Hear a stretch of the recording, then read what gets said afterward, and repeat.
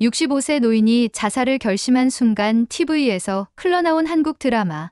이게 천국인가? 독일 함부르크에서 평생을 살아온 은퇴 교사가 마지막 인생 여행으로 선택한 곳.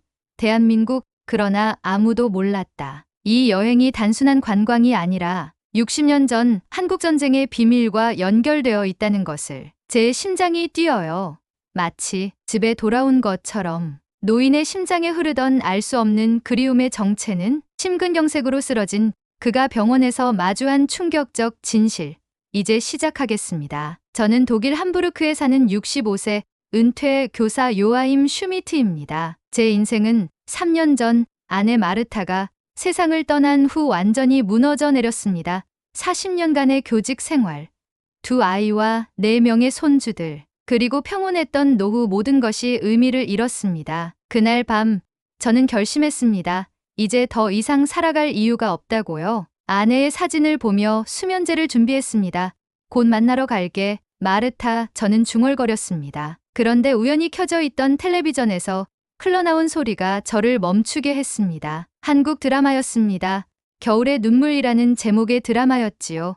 처음에는 그저 흘려들었습니다만 어느새 저는 화면에 완전히 빠져들었습니다. 이게 천국인가요? 제 입에서 저도 모르게 말이 튀어나왔습니다. 화면 속 서울의 야경은 마치 별들이 지상에 내려앉은 듯했고, 한복을 입은 배우들의 우아한 자태, 그리고 한국어의 멜로디컬한 리듬감은 제 심장을 쿵쾅거리게 만들었습니다. 그날 밤부터 저는 매일 밤 한국 드라마를 보기 시작했습니다. 처음에는 단순한 호기심이었지만 점차 제 일상이 변하기 시작했습니다. 아침에 일어나면 유튜브로 한국어 강의를 들었고, 점심에는 한국 요리를 따라 만들어 보았으며, 저녁에는 한국 역사책을 읽었습니다. 저도 모르게 제 아파트는 한국 물건들로 가득 차게 되었지요. 태극기, 한복 인형, 김치 냄비까지. 이건 단순한 취미가 아닙니다. 이건 운명입니다. 저는 아내의 사진을 보며 말했습니다. 마르타, 기억하시나요? 우리가 젊었을 때 죽기 전에 꼭 가볼 천국 같은 나라를 찾기로 약속했었잖아요. 제가 드디어 찾았어요. 손녀 한나는 걱정스러운 눈빛으로 저를 바라보았습니다. 할아버지, 정신이 오락가락하시는 건 아니죠? 왜 하필 한국인가요? 이탈리아나 스페인도 아니고. 저는 대답할 수 없었습니다. 제 마음 깊은 곳에서 울리는 이상한 끌림을 설명할 말이 없었거든요. 그저 가보면 알게 될 거야 라고만 말했습니다. 결심은 확고했습니다. 제 남은 인생의 마지막 모험으로 한국을 가기로 했습니다. 50년간 모아온 노후 적금을 털었습니다. 자녀들은 반대했고, 의사는 제 심장 상태로는 장거리 비행이 위험하다고 경고했습니다. 할아버지, 미쳤어요? 65세의 심장병을 안고 홀로 아시아까지 가신다고요? 당뇨도 있으시잖아요. 아들 토마스의 목소리는 격앙되어 있었습니다. 제 대답은 간단했습니다. 내 평생 단 한 번도 진정한 모험을 해본 적이 없었단다. 항상 안전하게, 규칙대로만 살았지. 이제는 내 마음이 원하는 대로 살 때가 왔구나. 비행기 티켓을 예약하던 날, 제 손은 떨렸습니다. 컴퓨터 화면에는 서울행 편도 티켓이라는 글자가 빛나고 있었습니다. 편도라는 단어에 저는 잠시 망설였습니다. 왜 편도인지는 저도 설명할 수 없었습니다. 그저 어떤 직감이었을 뿐이죠. 한국에 가다 죽더라도 그것도 행복한 죽음일 겁니다.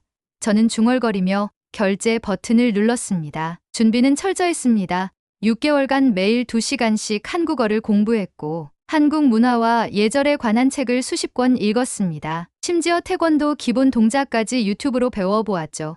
물론 제 나이와 몸 상태에 맞지 않아 3일 만에 포기했지만요. 출발 전날 밤, 손주들과 자녀들이 모두 모였습니다. 마치 작별 인사를 하러 온 것 같았습니다. 그들의 눈빛에는 할아버지를 다시 볼 수 있을까라는 의문이 서려 있었지요. 걱정 마세요. 저는 꼭 돌아올 겁니다.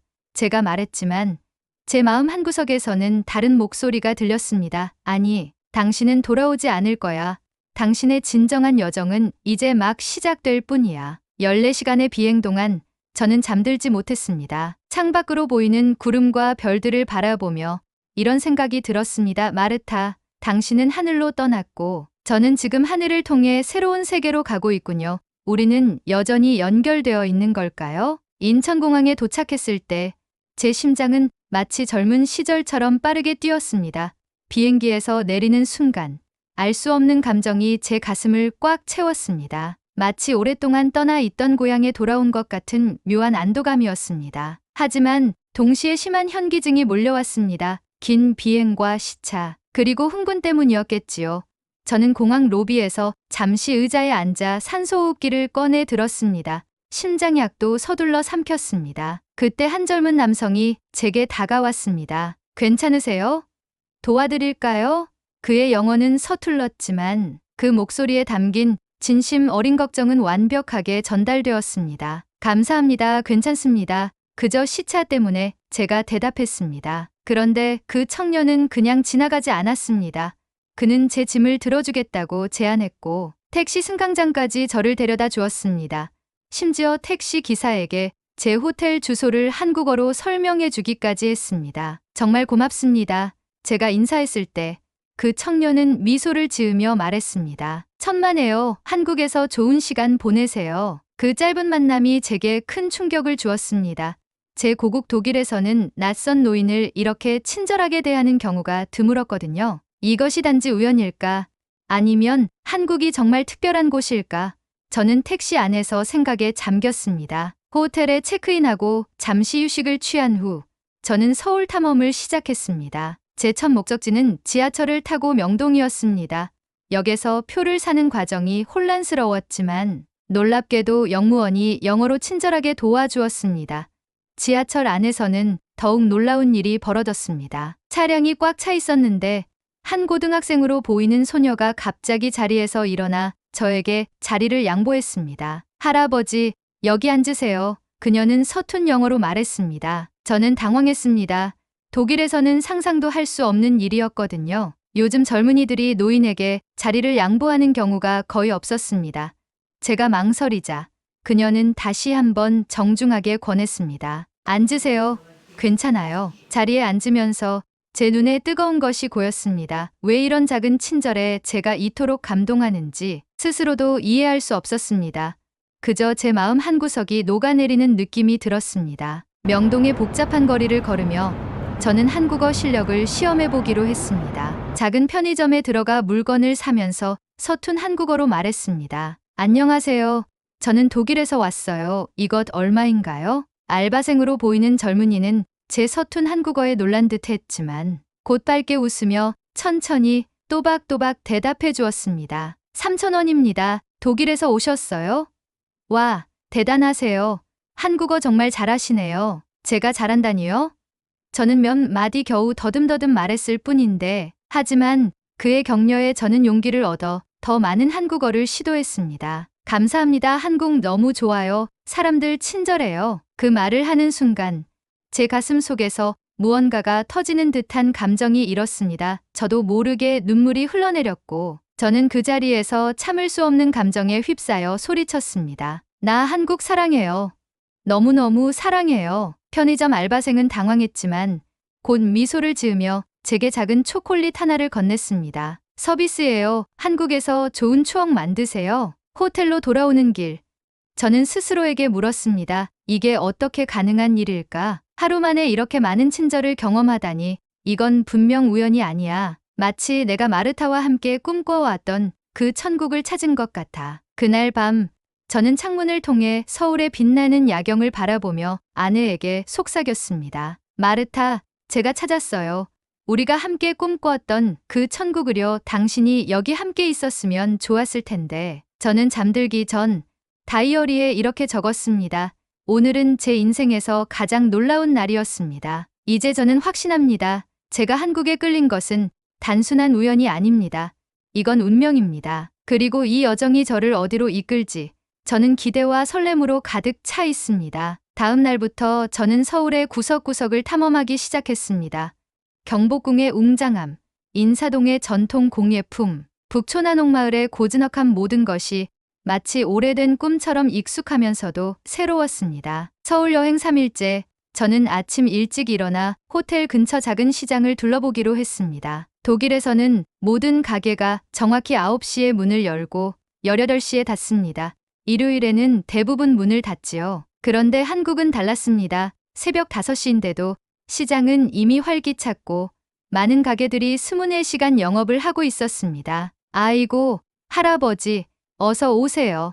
한 할머니가 저를 보고 손짓했습니다.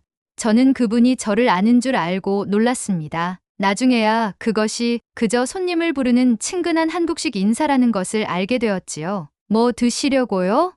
할머니가 물었습니다. 저는 서툰 한국어로 대답했습니다. 저 아침 먹고 싶어요. 아이고, 한국말 잘하시네. 어디서 왔어요? 독일요. 할머니의 눈이 커졌습니다. 독일? 아이고, 멀리서 왔네. 우리 아들이 독일 차 좋아해요. 벤츠, BMW. 그녀는 즉시 특별한 음식을 내놓았습니다. 뜨거운 국물에 밥과 각종 나물, 김치가 담긴 음식이었습니다. 이게 뭐예요? 제가 물었습니다. 해장국이에요. 뒤로 풀어주는 한국 아침이에요. 공짜예요. 공짜. 안 돼요. 돈 내야. 첫 손님은 거저 주는 거예요. 한국 전통이에요. 이것이 정말 한국의 전통인지 아니면 그냥 할머니의 친절인지 구분할 수 없었지만 저는 감사히 음식을 받았습니다. 독일에서는 상상도 할 수 없는 일이었습니다. 식당 주인이 첫 손님에게 무료로 음식을 제공한다니요. 식사를 마치고 나서 저는 허리를 굽혀 깊게 인사를 했습니다. 제가 공부한 한국 예절이었지요. 할머니는 박수를 치며 좋아했습니다. 아이고, 정말 한국 사람 같아요. 그날 오후 저는 경복궁을 방문했습니다. 한복 체험을 하면서 푸른 빛깔의 한복을 입었는데 놀랍게도 많은 한국인들이 저를 보고 웃으며 사진을 찍자고 요청했습니다. 처음에는 당황스러웠습니다. 독일에서는 낯선 사람과 사진을 찍자고 요청하는 것은 매우 무례한 행동으로 여겨지기 때문입니다. 그러나 한국에서는 이것이 친근함의 표시라는 것을 금방 이해하게 되었습니다. 한국인들은 정말 사교적이네요. 저는 속으로 생각했습니다. 독일에서는 낯선 사람과 대화를 시작하는 것조차 어색한 일인데 말이지요. 갑자기 하늘에서 비가 쏟아지기 시작했습니다. 저는 우산을 가져오지 않았고 당황해서 처마 밑으로 달려갔습니다. 제 한복이 비에 젖을까 걱정되었습니다. 그때 한 궁궐 직원이 제게 다가왔습니다. 할아버지, 제 우산 가져가세요. 저는 사무실에 여분이 있어요. 아니에요. 괜찮습니다. 곧 그칠 거예요. 저는 거절했습니다. 독일에서는 타인의 물건을 쉽게 받지 않는 것이 예의니까요. 아니에요. 가져가세요. 한국 기념품으로요. 그는 고집을 부렸습니다. 저는 망설였지만 그의 진심 어린 눈빛에 거절할 수 없었습니다. 우산을 받아들고 비를 맞으며 걸어갔습니다. 그 우산은 투명한 비닐 소재로 그 안에 작은 태극기 무늬가 그려져 있었습니다. 별것 아닌 작은 우산이었지만 제게는 너무나 소중한 선물이 되었습니다. 궁궐을 나와 카페에 들어갔을 때 또 다른 문화 충격이 저를 기다리고 있었습니다. 독일의 카페는 조용하고 개인적인 공간입니다.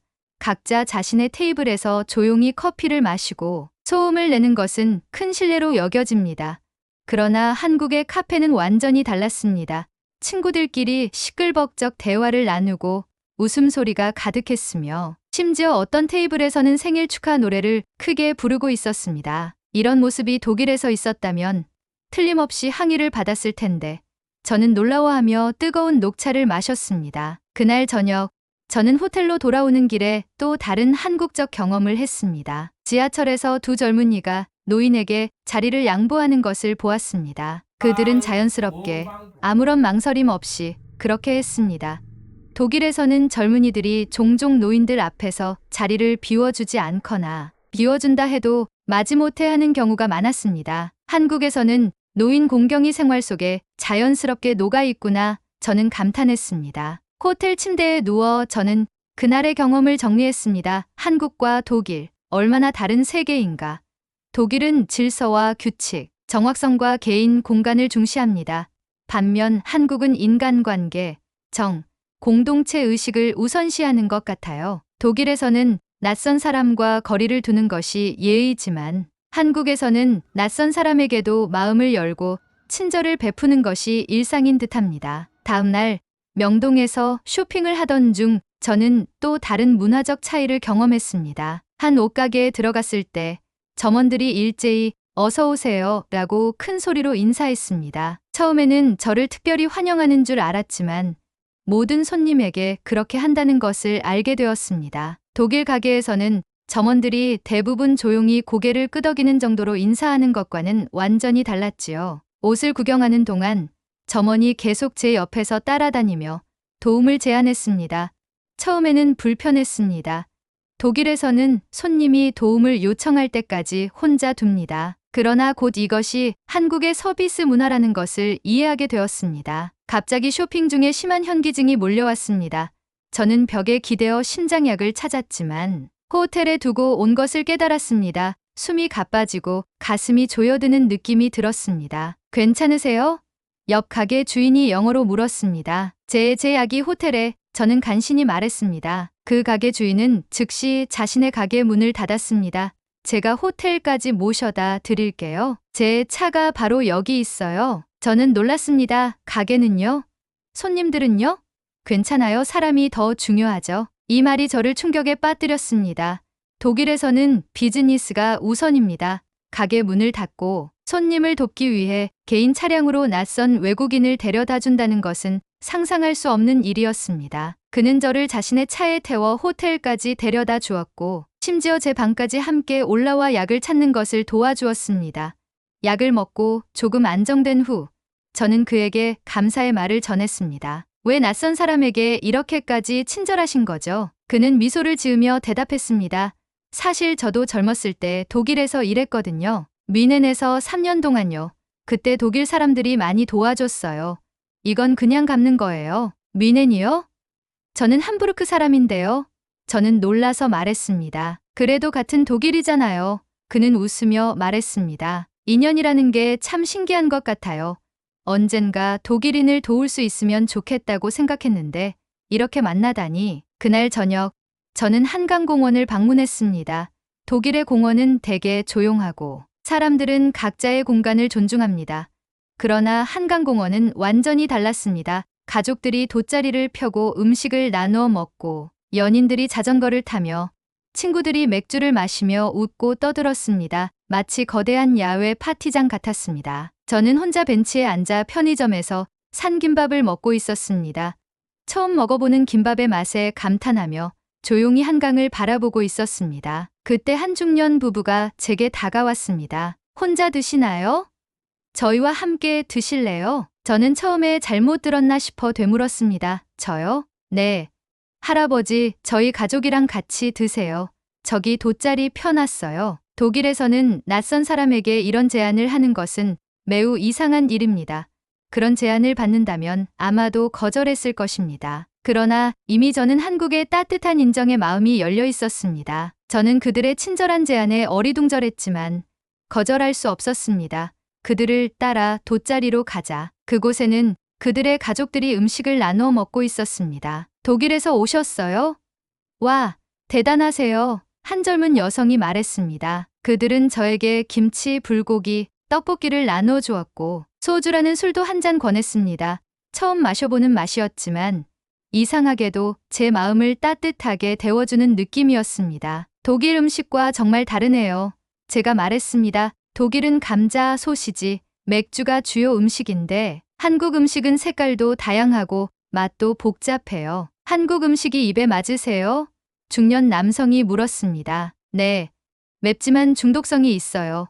특히 김치가 놀랍습니다. 처음에는 낯설었지만 이제는 매 끼니마다 찾게 되네요. 그들은 제가 독일에 대해 이야기하는 것을 즐겼고 저는 그들에게서 한국에 대해 더 많이 배웠습니다. 가족 문화, 교육 제도, 그리고 정이라는 한국적 가치관에 대해서요. 독일에서는 이렇게 낯선 사람과 음식을 나누는 문화가 없어요. 제가 고백했습니다. 우리는 조금 더 어떻게 말해야 할까요? 개인주의적이고 사적인 공간을 중요시하지요. 그래서 할아버지가 불편해 보이셨군요. 그들이 웃으며 말했습니다. 괜찮아요. 한국에 계시는 동안은 저희가 가족이 되어 드릴게요. 그 말에 제 눈시울이 뜨거워졌습니다.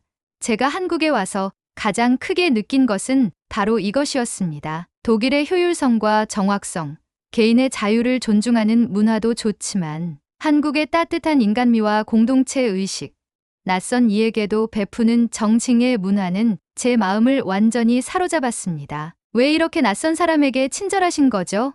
제가 용기를 내어 물었습니다. 중년 남성이 대답했습니다.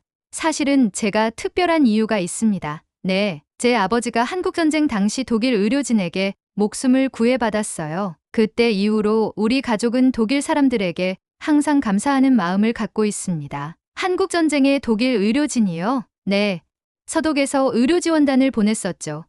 그중 한 의사가 제 아버지의 다리를 절단하지 않고 살려주셨어요. 그분 덕분에 아버지가 평생 걸을 수 있었습니다. 저는 깊은 감동에 사로잡혔습니다. 60년도 더 지난 일인데 이 가족은 여전히 그 은혜를 기억하고 있었던 것입니다. 정말 아름다운 이야기네요. 제 눈에서 눈물이 흘러내렸습니다. 그날 밤 호텔로 돌아오는 길에 저는 생각했습니다. 이건 단순한 우연이 아니야. 마치 보이지 않는 손이 나를 이끌고 있는 것 같아. 전전, 운명의 반전. 여행 5일째 저는 덕수궁을 방문했습니다. 고궁의 아름다움에 빠져 있을 때 갑자기 심한 흉통이 찾아왔습니다. 가슴이 터질 듯이 아팠고 숨을 쉴 수 없었습니다. 저는 그 자리에 쓰러졌습니다. 희미한 의식 속에서 저는 사람들이 제 주위로 모여드는 것을 느꼈습니다. 누군가 119에 전화하는 소리가 들렸고 놀랍게도 불과 3분 만에 구급차 사이렌 소리가 들렸습니다. 독일에서는 구급차가 오는데 최소 15분은 걸리는데 말이죠. 외국인이시네요. 영어 되세요?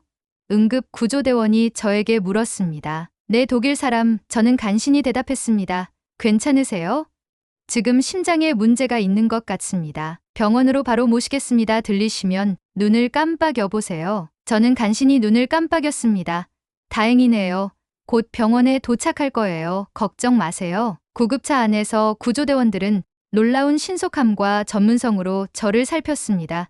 즉시 산소 마스크를 씌워주고 정맥 주사를 놓았으며 심전도 검사기를 연결했습니다. 심근경색 증상이 있습니다. 서울대학교 병원 응급실에 연락해 주세요. 골든타임 안에 들어갈 수 있도록 준비시켜 주세요. 저는 의식이 흐려졌지만 그들의 전문적인 대화가 귀에 들렸습니다. 독일 의료 시스템도 훌륭하지만 이렇게 빠르고 조직적인 대응은 처음 보는 것 같았습니다. 다음에 눈을 떴을 때 저는 병원 침대 위에 누워 있었습니다.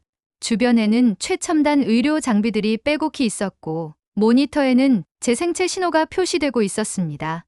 여기가 어디죠? 제가 물었습니다. 서울대학교 병원 심장혈관센터입니다. 심근경색으로 응급수술을 받으셨어요. 의사가 완벽한 영어로 대답했습니다. 제가 살았군요. 네. 다행히 골든타임 안에 도착하셔서 최소 침습, 중재수를 통해 막힌 혈관을 뚫었습니다. 한국은 심혈관 질환 치료에 있어서 세계 최고 수준이에요. 걱정 마세요. 저는 놀랐습니다. 독일에서도 의사들이 자신의 전문성을 이렇게 자신 있게 말하는 경우는 드물었습니다. 수술비는 얼마나 들까요? 여행자 보험이. 의사는 미소를 지었습니다. 일단 치료에 집중하세요. 비용 문제는 나중에 생각해도 됩니다. 한국의 건강보험 시스템은 외국인 여행자에게도 적용되는 부분이 있어서 생각보다 부담이 크지 않을 겁니다. 그 말에 저는 안도했습니다. 독일에서는 외국인 관광객의 의료비가 천문학적인 경우가 많기 때문이죠. 병실은 놀랍도록 깨끗하고 현대적이었습니다. 침대 옆에는 태블릿 PC가 설치되어 있어 TV 시청은 물론 식사 주문과 간호사 호출까지 할 수 있었습니다. 창문 너머로는 서울의 아름다운 전경이 보였습니다. 독일의 병원과는 많이 다르네요. 저는 중얼거렸습니다. 그때 병실 문이 열리고 한강에서 만났던 중년 남성인 김민석 씨가 들어왔습니다. 할아버지 괜찮으세요? 병원에서 연락을 받고 달려왔어요. 어떻게 알고? 제가 명함을 드렸잖아요. 병원에서 할아버지 소지품을 확인하다가 제 명함을 보고 연락했대요. 저는 기억이 났습니다. 그가 정말 명함을 주었지만 저는 그것이 그저 예의상 주는 것이라 생각했습니다. 정말 감사합니다. 하지만 괜찮아요. 독일 대사관에 연락해서. 아니에요. 제가 도울게요. 그는 진지하게 말했습니다. 사실 할아버지께 말씀드릴 게 있어요. 네, 그는 잠시 망설이다가 말했습니다. 제가 할아버지 여권을 병원에 제출하면서 이름을 봤어요. 요아힘 슈미트 혹시 함부르크 출신이신가요? 맞아요. 어떻게 아셨죠? 그의 눈에 갑자기 눈물이 고였습니다. 제 할아버지가 한국전쟁 당시 독일인 의사에게 목숨을 구해받았어요. 그 의사의 이름이 요아힘 슈미트였습니다. 뭐라고요? 저는 충격에 빠졌습니다. 하지만 그건 불가능해요. 저는 의사가 아니었고 한국전쟁 때는 아직 어린 아이였어요. 아, 물론 할아버지가 아니라 할아버지의 아버지셨을 거예요. 함부르크에서 오신 슈미트 의사님이요. 저는 더 혼란스러워졌습니다. 제 아버지도 의사가 아니었어요. 그는 교사였습니다. 하지만 제 삼촌은 의사였고 그도 슈미트였어요. 프리츠 슈미트. 그래요. 프리츠 슈미트 맞아요. 그가 흥분해서 외쳤습니다. 독일 적십자를 통해 한국전쟁 때 의료지원단으로 오셨던 분이시죠. 저는 놀라움을 감출 수 없었습니다. 맞아요. 삼촌은 전쟁 후 한국에 대한 이야기를 자주 해주셨어요. 하지만 어떻게 김민석 씨는 주머니에서 낡은 사진 한 장을 꺼냈습니다. 그것은 젊은 서양인 의사와 한국인 군인으로 보이는 사람이 함께 찍은 흑백 사진이었습니다. 이분이 제 할아버지입니다. 김준호 상사였죠. 그리고 그는 서양인 의사를 가리켰습니다. 프리츠 삼촌. 저는 숨을 헐떡였습니다. 의심할 여지 없이 제 삼촌이었습니다. 할아버지는 전쟁 중에 다리에 심한 부상을 입었어요. 대부분의 의사들은 절단해야 한다고 했지만 슈미트 박사님은 새로운 수술 방법을 시도하셨고 할아버지의 다리를 구하셨어요. 그 덕분에 할아버지는 평생 걸을 수 있었고 우리 가족은 항상 독일인 의사에게 감사해왔습니다. 저는 말을 잇지 못했습니다. 이것은 단순한 우연을 넘어선 무언가였습니다. 그런데 어떻게 저를 알아보셨죠? 삼촌과 저는 닮지 않았는데요. 김민석 씨는 웃었습니다. 처음에는 몰랐어요. 하지만 한강에서 대화를 나누면서 함부르크 출신이라고 하셔서 혹시나 하는 마음에 할아버지께 성함을 여쭤봤어요. 슈미트라고 하셨을 때 가슴이 뛰었지만 너무 흔한 성이라 확신할 수 없었어요. 그런데 병원에서 풀네임을 보니 정말 믿기지 않는 우연이네요. 저는 중얼거렸습니다. 우연이 아니라 인연이에요. 그가 진지하게 말했습니다. 제 할아버지는 돌아가시기 전에 유언을 남기셨어요. 언젠가 슈미트 박사의 가족을 만나면 그분이 내게 베푼 은혜를 꼭 갚으라고요. 60년이 지났지만 그 약속을 지킬 수 있게 되어 정말 기쁩니다. 감동의 순간도 잠시 갑자기 제 가슴에 다시 통증이 찾아왔습니다. 모니터에서 경고음이 울렸고 간호사들이 급히 병실로 들어왔습니다. 혈압이 급격히 떨어지고 있습니다. 주치의 선생님 호출해 주세요. 다시 의식이 흐려지기 시작했습니다. 마지막으로 들은 것은 의사의 목소리였습니다. 심장 기능이 급격히 악화되고 있습니다. 응급 중환자실로 이동시켜 주세요. 다음에 눈을 떴을 때 저는 더 큰 병실에 있었습니다. 주위에는 더 많은 의료 장비들이 있었고 의사와 간호사들이 분주히 움직이고 있었습니다. 슈미트 씨, 들리시나요? 의사가 물었습니다. 저는 간신히 고개를 끄덕였습니다. 좋은 소식과 나쁜 소식이 있습니다. 나쁜 소식은 심장 기능이 생각보다 많이 손상되었다는 거예요. 심장 이식이 필요할 수도 있습니다. 저는 절망했습니다. 65세의 외국인 관광객이 한국에서 심장 이식을 받을 가능성은 거의 없을 것이라고 생각했습니다. 하지만 좋은 소식은 우리 병원이 최근에 개발한 인공심장 보조장치를 시험하고 있다는 거예요. 이 장치는 손상된 심장 기능을 보완해주는 최첨단 기술입니다. 슈미트 씨가 임상시험에 참여하시면 수술비 전액을 병원 연구비로 처리할 수 있습니다. 그게 가능한가요? 저는 놀라서 물었습니다. 한국은 의료기술이 매우 발달했어요. 특히 심혈관 질환 치료 분야에서는 세계 최고 수준입니다. 우리 병원은 작년에만 500건 이상의 심장 수술을 성공적으로 수행했고 성공률은 98%를 넘습니다. 저는 독일의 의료 시스템을 생각했습니다.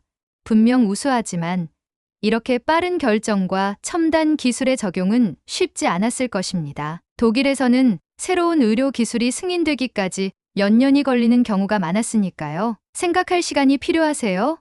의사가 물었습니다. 아니요. 하겠습니다. 저는 망설임 없이 대답했습니다. 어쩌면 이것이 제가 한국에 온 진짜 이유일지도 모른다는 생각이 들었습니다. 수술 전날 밤, 김민석 씨와 그의 가족들이 병실을 방문했습니다. 그들은 과일과 영양제, 그리고 따뜻한 미소를 가져왔습니다. 걱정 마세요. 할아버지 한국 의사들은 세계 최고예요. 외삼촌이 이 병원 이사회 멤버인데 박 교수님이 얼마나 뛰어난 의사인지 확인했어요. 저는 놀랐습니다. 그렇게까지 신경 써주시다니. 김민석 씨의 아내가 말했습니다. 우리는 이제 가족이에요. 당신의 삼촌이 우리 가족을 구했으니 이제 우리가 당신을 구할 차례예요. 그날 밤 수술 전 준비를 위해 여러 검사를 받았습니다. 한국의 의료 시스템은 놀라울 정도로 효율적이었습니다. 각종 검사가 신속하게 이루어졌고 결과도 즉시 나왔습니다. 의사들은 태블릿 PC로 제 상태를 실시간으로 확인하며 치료 계획을 조정했습니다. 독일과는 많이 다르네요. 저는 간호사에게 말했습니다. 어떤 점이 다른가요?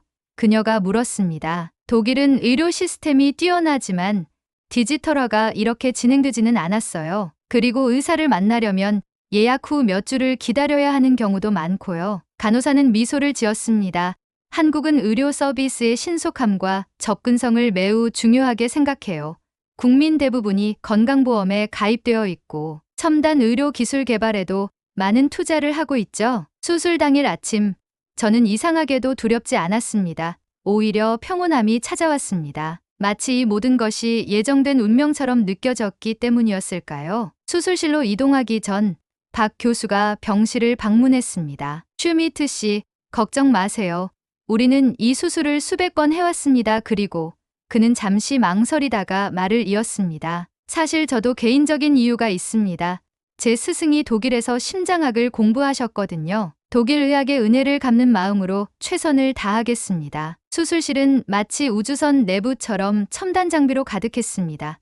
저는 마취에 들어가기 전 마지막으로 이런 생각을 했습니다. 마르타, 이게 우리가 꿈꿨던 천국이었나요? 제가 여기까지 오게 된 것은 우연이 아니었나 봅니다. 저는 마취에서 깨어났을 때 천국에 온 줄 알았습니다. 방 안은 온통 하얀색이었고 창문 밖으로는 서울의 아름다운 전경이 펼쳐져 있었습니다. 그리고 침대 옆에는 믿기지 않게도 제 아내 마르타가 앉아 있었습니다. 마르타, 저는 눈을 비비며 중얼거렸습니다. 그러나 다시 보니 그것은 마르타가 아니라 김민석 씨의 어머니였습니다. 흰 머리와 둥근 안경이 마르타와 비슷했던 것뿐이었습니다. 슈미트 씨, 정신이 드세요? 그녀가 한국어로 물었습니다. 네, 제가 살았나요? 저는 제 가슴을 만져보았습니다. 커다란 수술 자국이 느껴졌습니다. 그때 병실 문이 활짝 열렸고 박 교수와 의료진이 들어왔습니다. 그들의 얼굴에는 환한 미소가 가득했습니다. 기적입니다. 슈미트 씨, 박 교수가 외쳤습니다. 수술이 완벽하게 성공했을 뿐만 아니라 우리가 개발한 인공심장 보조 장치가 예상보다 훨씬 효과적으로 작동하고 있어요. 사실은 그는 잠시 망설이다가 말을 이었습니다. 당신의 심장 상태가 의학적으로는 설명할 수 없을 정도로 호전되고 있습니다. 정말인가요? 저는 놀라서 물었습니다. 네, 우리도 믿기지 않아요. 마치 기적과도 같은 일이에요. 박 교수의 눈에는 눈물이 고여 있었습니다. 의학적으로는 불가능한 일인데 아마도 한국의 기가 당신을 치유한 게 아닐까요? 병실에 있던 모든 사람들이 감동에 젖어 박수를 치기 시작했습니다. 저는 어리둥절했지만 그들의 기쁨에 함께 웃었습니다. 며칠 후 더욱 놀라운 소식이 저를 기다리고 있었습니다. 김민석 씨가 흥분한 표정으로 병실에 들어왔습니다. 할아버지, 믿을 수 없는 일이 일어났어요. 그가 외쳤습니다. 제가 할아버지의 DNA 검사 결과를 봤는데 놀랍게도 할아버지와 제 할아버지의 DNA가 일치해요. 뭐라고요? 저는 침대에서 벌떡 일어났습니다. 그게 무슨 말이에요? 아마도 프리츠 슈미트 박사님과 제 할머니 사이에 무언가 있었던 것 같아요. 그리고 제 아버지가 그는 말을 잊지 못했습니다. 그럼 우리는 진짜 가족이란 말인가요? 저는 충격에 빠져 물었습니다. 네. 할아버지는 제 친할아버지의 형제 즉 제 대삼촌이세요. 저는 말문이 막혔습니다. 이건 단순한 우연을 넘어선 운명이었습니다. 제가 한국에 끌렸던 이유, 그리고 김민석 씨의 가족과 만났던 이유가 모두 설명되었습니다. 우리는 혈연 관계였던 것입니다. 병원에서의 2주간의 회복 기간 동안 저는 매일같이 김 가족의 방문을 받았습니다. 그들은 제게 한국 음식과 책, 선물을 가져왔고 한국어를 가르쳐 주었습니다. 그리고 무엇보다 그들은 저에게 가족이라는 것이 무엇인지 다시 느끼게 해주었습니다. 퇴원 당일 저는 큰 결심을 했습니다. 저 한국에 남고 싶습니다. 제가 김민석 씨에게 말했습니다. 정말이세요? 그의 눈이 커졌습니다. 네, 독일에는 더 이상 저를 기다리는 사람이 없어요. 하지만 여기 한국에는 새로 찾은 가족이 있습니다. 그리고 저는 창밖으로 보이는 서울의 전경을 바라보았습니다. 이곳이 저의 진정한 고향 같은 느낌이 들어요. 그날 저녁, 김 가족은 제게 놀라운 선물을 주었습니다. 그것은 바로 한국 국적 취득 신청서였습니다. 우리가 모든 절차를 도와드릴게요. 김민석 씨가 말했습니다. 할아버지는 특별한 경우니까 빠르게 진행될 거예요. 더욱 놀라운 것은 제 이야기가 한국 뉴스에 보도되면서 전국적인 관심을 받게 된 것이었습니다. 60년 만에 가족의 품으로 돌아온 독일 할아버지라는 제목의 다큐멘터리가 제작되었고 저는 갑자기 유명 인사가 되었습니다. 한 방송 인터뷰에서 저는 눈물을 흘리며 말했습니다. 저는 한국에서 두 번째 생명을 얻었습니다. 이곳의 의료 기술이 제 육체를 살렸고 한국인의 따뜻함이 제 영혼을 살렸습니다. 그 말이 전국에 퍼지자 믿을 수 없는 일이 일어났습니다. 청와대에서 전화가 온 것입니다. 슈미트 씨, 대통령께서 직접 만나고 싶어 하십니다. 비서실 직원이 말했습니다. 그리고 특별 귀화 절차를 밟아드리고 싶다고 하십니다. 다음 주 저는 청와대를 방문했고 대통령과 차를 마시는 영광을 누렸습니다. 대통령은 저에게 특별 한국 국적증을 수여했고 심지어 한국 이름까지 지어주셨습니다. 이제부터 김요한이라고 불러주세요. 대통령이 미소를 지으며 말했습니다. 당신의 이야기는 한독 우정의 상징이 될 것입니다. 1년 후 저는 서울의 작은 아파트에서 새로운 삶을 살고 있었습니다. 놀랍게도 한 대학에서 저를 초빙의 독일어와 유럽 문화를 가르쳐달라고 요청했고 저는 66세에 다시 교단에 서게 되었습니다. 학생들은 저의 이야기에 감동받았고 제 수업은 항상 만석이었습니다. 심지어 한 TV 프로그램에서는 제게 고정 출연을 제안했습니다. 한국의 독일 할아버지라는 코너에서 저는 한국과 독일의 문화 차이에 대해 유쾌하게 이야기했습니다. 가장 놀라운 변화는 제 건강이었습니다. 한국 음식과 생활 방식 덕분인지 아니면 새로운 가족의 사랑 때문인지 저는 날로 건강해졌습니다. 의사들도 제 상태를 의학적 기적이라고 불렀습니다. 어느 날 저녁 한강공원에서 김민석 씨의 가족들과 소풍을 즐기며 저는 마음속으로 아내에게 말했습니다. 마르타, 보고 있나요? 저는 마침내 우리의 천국을 찾았어요. 그리고 믿기 힘든 사실도 알게 되었죠. 제 피 속에 한국이 흐르고 있었다니 인생은 정말 신비롭고 아름다운 여정이군요. 강 너머로 지는 노을을 바라보며 제 눈에서는 뜨거운 눈물이 흘러내렸습니다. 이번에는 순수한 행복의 눈물이었습니다. 저는 마침내 집에 돌아온 것입니다. 끝까지 시청해 주셔서 감사합니다. 구독과 좋아요는 영상 제작에 큰 힘이 됩니다. 오늘도 즐겁고 보람된 날이 되기를 바랍니다.